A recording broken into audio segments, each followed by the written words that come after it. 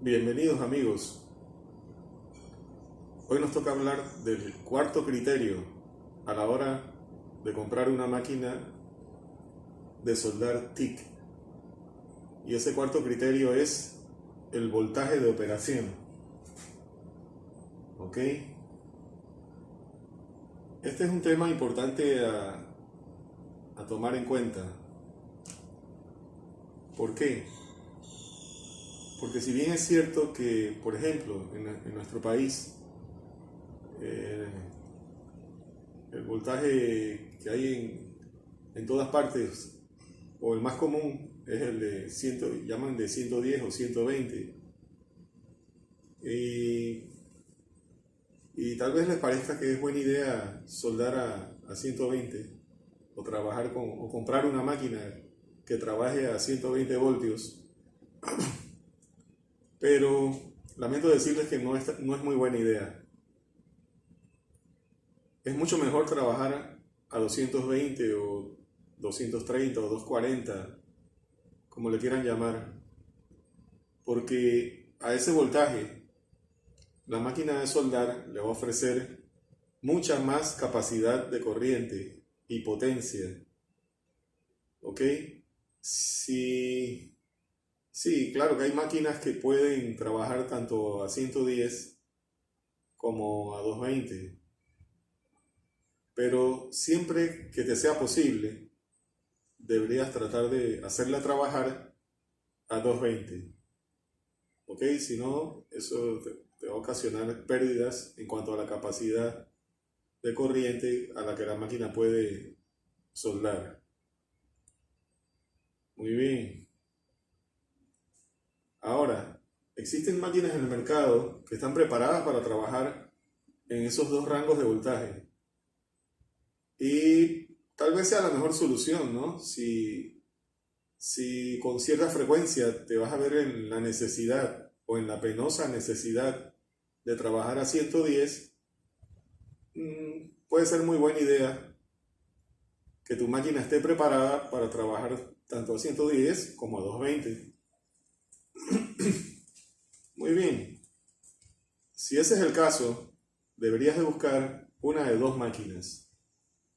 Puede ser que te sirva una a la que llaman bivoltaje.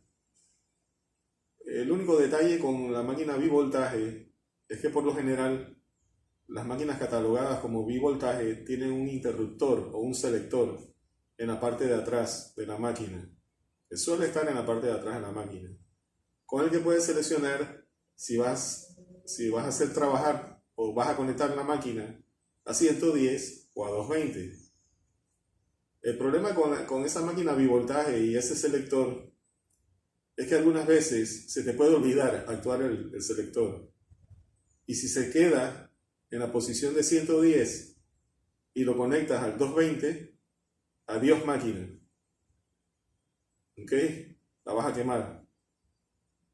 Ahora bien, si se te queda el selector en la posición de 220 y la conectas a 110, también vas a tener problemas.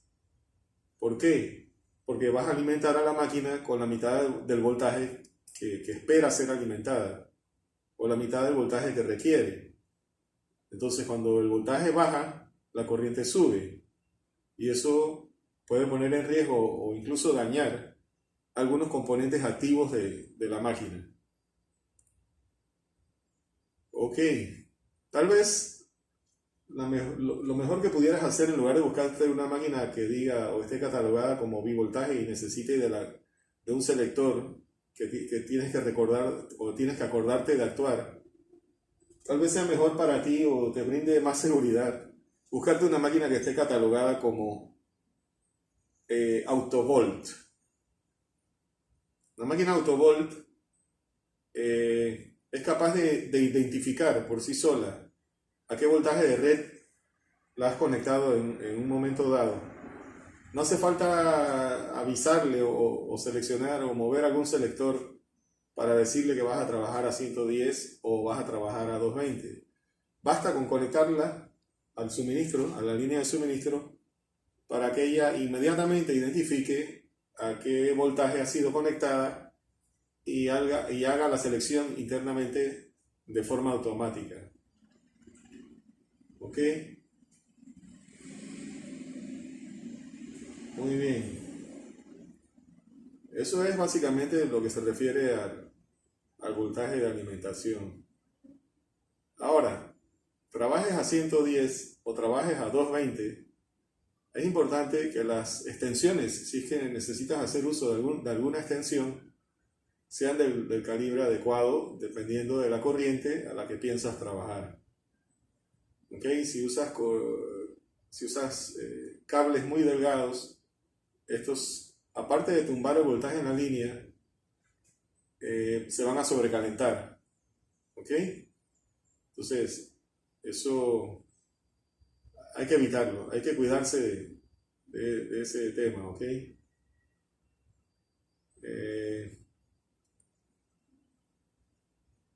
Básicamente de eso se trata.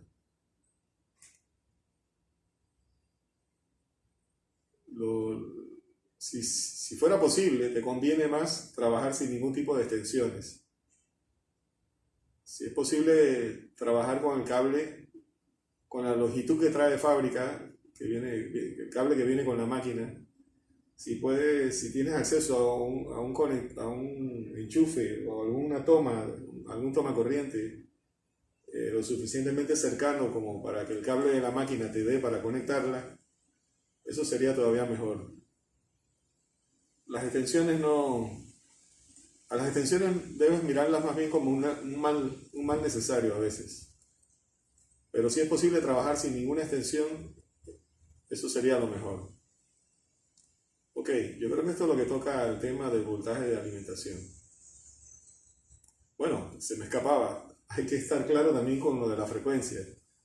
Es importante saber si tu máquina ha sido diseñada para trabajar a 50 Hz o a 60 Hz, o está preparada para trabajar tanto con 50 Hz como con 60 Hz.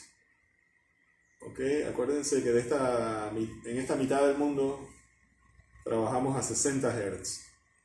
Por lo general en Europa se trabaja a 50, pero muchos fabricantes europeos están tomando eso en cuenta y mandan las máquinas ya preparadas para trabajar tanto a 50 Hz como a 60 Hz. ¿Ok? Eso es importante porque si la máquina está diseñada para 50 Hz nada más y la conectas a 60, entonces los transformadores van a tender a calentarse, ¿ok? La máquina va a tender a calentarse más de lo normal.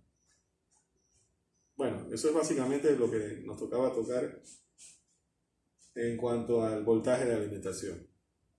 Muchas gracias y hasta pronto.